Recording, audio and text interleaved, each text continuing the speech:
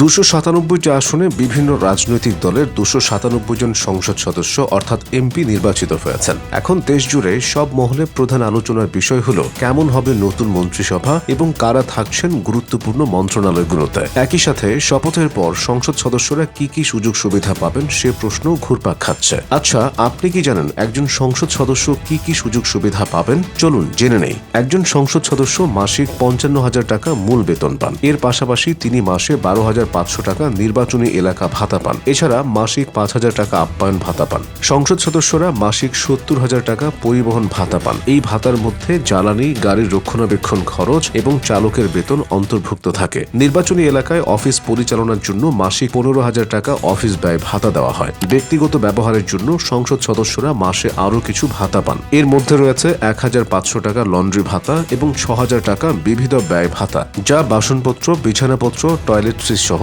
দৈনন্দিন প্রয়োজনীয় জিনিস কেনার জন্য নির্ধারিত। সংসদ সদস্যদের জন্য বড় সুবিধাগুলোর একটি হল শুল্ক ও করমুক্ত গাড়ি আমদানি সুবিধা। একজন সংসদ সদস্য তার মেয়াদকালে সরকার নির্ধারিত শর্তে একটি গাড়ি, জিপ বা মাইক্রোবাস আমদানি করতে পারেন শুল্ক, ভ্যাট ও অন্যান্য কর ছাড়াই। 5 বছর পর একই শর্তে আবার নতুন একটি গাড়ি আমদানির সুযোগও রয়েছে। এটি কিন্তু দারুণ একটি সুযোগ, কি বলেন? এছাড়াও সংসদ সদস্যরা ভ্রমণ সুবিধার ক্ষেত্রে সংসদের অধিবেশন, কমিটির সভা এবং দায়িত্ব সংক্রান্ত কাজে যাতায়াতের জন্য আলাদা ভাতা পান। রেল, বিমান বা নৌপথে ভ্রমণের ক্ষেত্রে সর্বোচ্চ শ্রেণীর ভাড়ার 1.5 গুণ ভাতা দেওয়া হয়। সড়ক পথে যাতায়াতে কিলোমিটার প্রতি ভাতা নির্ধারিত রয়েছে। এছাড়া দেশের ভেতরে যাতায়াতের জন্য বছরে 1,20,000 টাকা ভ্রমণ ভাতা অথবা সমমূল্যের ট্রাভেল পাস সুবিধাও দেওয়া হয়। সংসদ অধিবেশন, সংসদীয় কমিটির সভা বা দায়িত্ব সংক্রান্ত অন্য কোনো কাজে দায়িত্বস্থলে অবস্থান করলে সংসদ সদস্যরা 750 টাকা দৈনিক ভাতা এবং 75 টাকা যাতায়াত ভাতা পেয়ে থাকেন।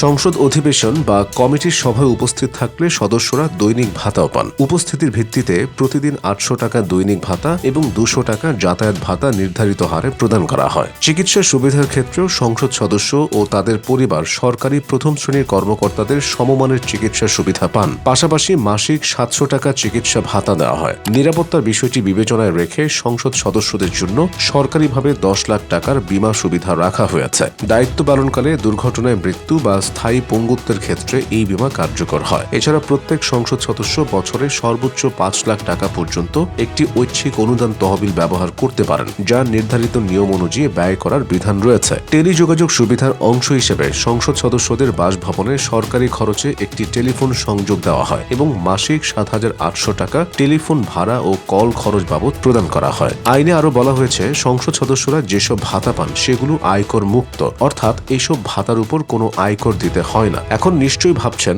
সংসদ সদস্যরা এত সুযোগ সুবিধা পাওয়ার পরও কেন এত দুর্নীতি চারপাশে? সাধারণত মানুষের চাওয়া এখন একটাই, নতুন সরকার তথা নতুন সংসদ সদস্যদের কার্যক্রম থাকবে স্বচ্ছ।